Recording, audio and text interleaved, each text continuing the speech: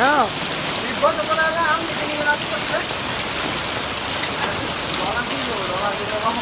Dollar ঠিক হবে, dollar লেবাননের ডলার ঠিক হবে, জন্য ছিলা দিচ্ছি। বড় বড় পড়তেছে।